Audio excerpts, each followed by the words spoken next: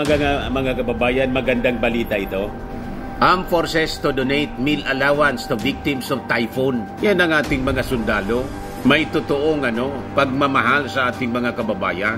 Pati yung kanilang meal allowance, kahit maliit po yung kanilang meal allowance, idodonate na nila para maitulong po dito sa mga nasalanta ng bagyong si Karina. Di ba? So I think ito pong napakagandang gesture ng ating mga kasundaluhan. Magandang i-replicate po ng ibang mga agencies ng ating gobyerno. Yung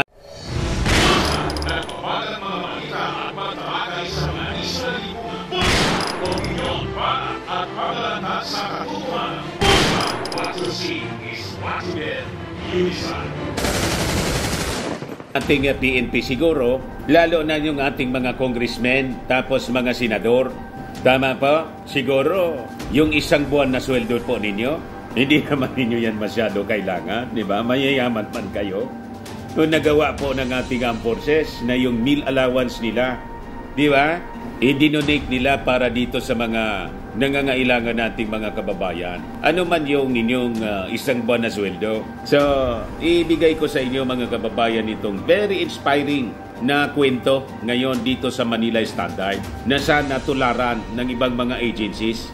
Ayan po, the Armed Forces of the Philippines on Saturday announced the donation of its members 1 meal subsistence allowance to the victims of Typhoon Karina. Sabi po ni Armed Forces Chief General Romeo Browner that it is their way of extending additional support to the victims of the bad weather. Earlier last week, the Armed Forces of the Philippines is extending its support to the victims of Typhoon Karina by donating the equivalent of 1 meal from the subsistence allowance amounting to 50 pesos per member. So gaano man siya kaliit mga kababayan, pag natipon-tipon siya, malaking halaga na po yon para ma-share, maitulong doon sa mga nangangailangan nating mga kababayan na nasalanta ng matinding pagbaha.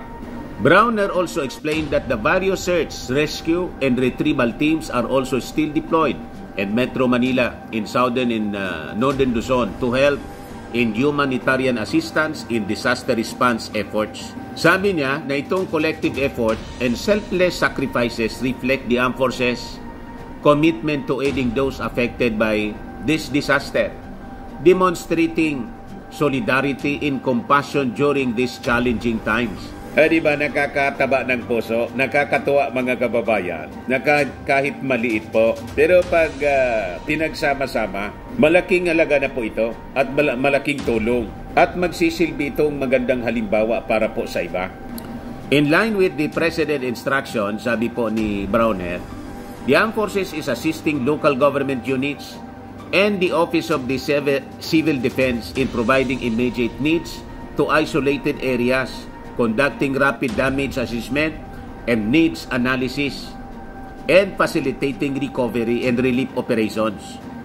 So mabuhay po kayo sa ating sandatahang lakas ng Pilipinas.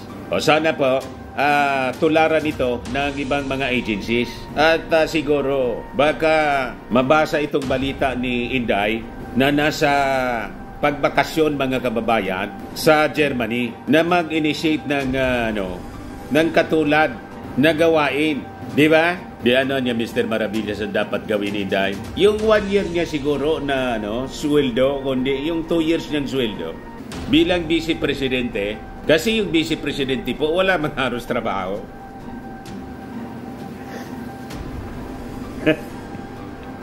Naghihintay lang, mga kababayan, na may mangyari sa Presidente. Yan ang natura sa trabaho ng Vice Presidente. Dinesignate na nga niya yung kanyang sarili as appointed designated survivor. Pagkatapos, pinanindigan niya yung kanyang pagiging designated survivor sa gitna ng emergency, ng krisis, lumayas.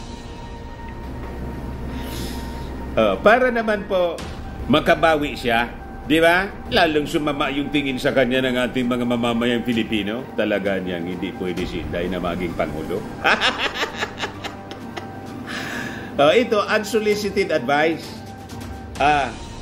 Kung nanonood ka, Inday, Vice President Inday dyan sa Germany, nanood ka ng concert ni Taylor Swift. Sa inyo, yung full story ng balitang yan, click subscribe muna dito sa ating YouTube channel and hit the notification bell para lagi po kayong updated sa mga kaganapan dito sa ating bansa. Like and share na rin po ninyo ang ating video. At huwag na rin po ninyo na skip yung ating mga commercial ads para tuloy-tuloy lang ang pag-unlad ng Bagong Pilipinas. Sa mga nagana po ng malinis and spacious fitness gym, pumunta lang po kayo sa aming Colossal Fitness Gym. We also offer Grab Car Rental with our brand new 2023 model ng Toyota Innova. We also accept booking for those who are planning to travel via PAL, Cebu Pacific, and other airline companies, local and international, and bills payment for Meralco Bills, Aleco Bills, PLDT, etc. Ang Colossal Fitness Gym is located at 3rd floor Security Bank Building, Lanco Business Park, Legazpi City, Albay. For inquiries, look for Jilon Maravillas, contact number 0966-802-0949. Yan po yung aming Innova. Lagi na pong matao sa amin.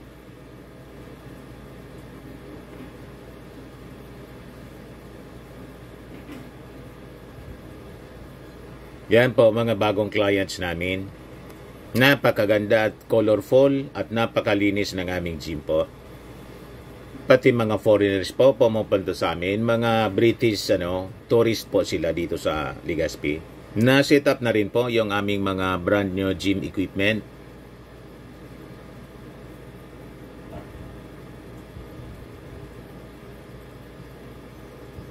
May treadmill na rin po kami.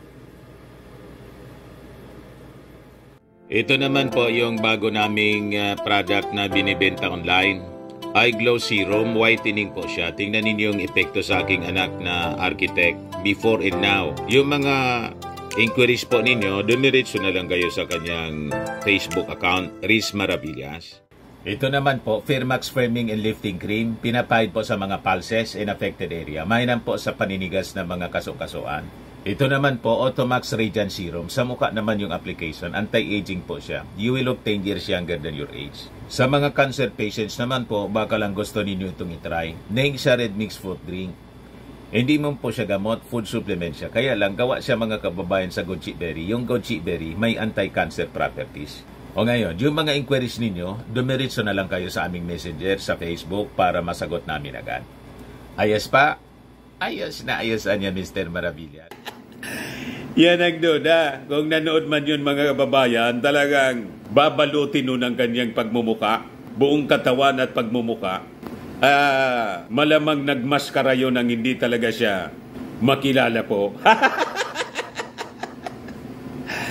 Diba? Para makabawi ka po, yung sweldo po ninyo sa loob ng 2 taon, kasi wala man i-donate na lang po ninyo para maibili ng kung pangangailangan. Maidagdag doon sa relief assistance sa mga nasalanta ng matinding pagbaha sa Manila. Inagawa nga ng ating armed forces 50 pesos meal allowance ng bawat member idodonate nila. Mga kababayan, ikaw pa po na Vice Presidente, o kahit man lang siguro porsyon kung may natira pa doon sa 125 million confidential funds na nalunok in 11 days, kung may natira pa. So yun mga kababayan ang pwedeng gawin ngayon ni Inday. Pero Mr. Maravillas, galit na galit yung mga nausog vloggers dahil sa issue ng pagposlit ni Inday pa Germany na ang duda nanood ng concert ni ni Taylor Swift. Siyempre siya yung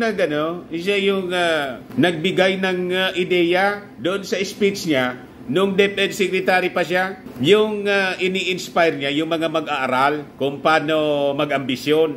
Ito po, mga kababayan, binigyan niya ng idea yung ating mga mamamayang Filipino kung gaano siya kung gaano niya hinahangaan si Taylor Swift. Pupunta ako doon kung nasaan man yan si Taylor Swift at sasali ako doon sa pagsisigaw. Susuot ko lahat ng Taylor Swift na damit. Magpapalit-palit ako. 3 oras na concert, 3 outfit ang dadalhin ko. Diba? Pipili ako ng 3 era, 3 outfit. Tapos, pag nagpalit si Taylor Swift, magpapalit din ako. Saan natin kukunin yung pambili natin ng outfit natin? Sa trabaho, sa negosyo. Yung kwentong yun, mga kababayan, ni Inday, na nagbabiral na ngayon, nagpa-turn off lalo sa ating mga kababayang Pilipino. Talaga niya si Inday, di pwedeng maging susunod na Pangulo. Childish talaga niya. Malayo po. Sa pananalita pa lang, ina-accuse nila si Inday na lutang. Mas lutang po si Leni. Ina-accuse nilang lutang si Leni. Mas lutang po si Inday.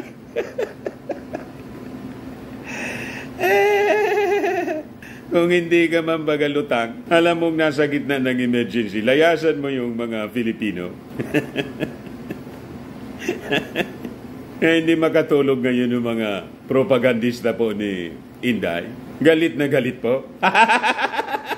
So yun ang pwedeng gawin ninyo para makarecover si Inday sa kalutangan niya. Sa kanyang paglayas sa gitna ng emergency, yung 2 years niyang sweldo, ipamigay niya, i-donate niya dito sa mga nangangailangan. Siguradong makakarecover siya niyan.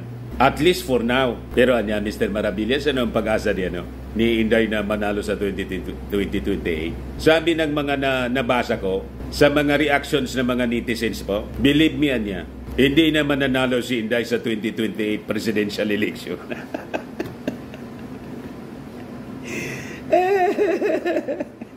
Kasi lalo nilang nakilala kung ano yung pagkatao ni Inday at yung kakayanan niya bilang isang leader. Self-destruction po ang pinagagawa ni Inday. Ayan man lang po, mga kababayan. Ako po si Dante Maravillas. Bye-bye. God bless.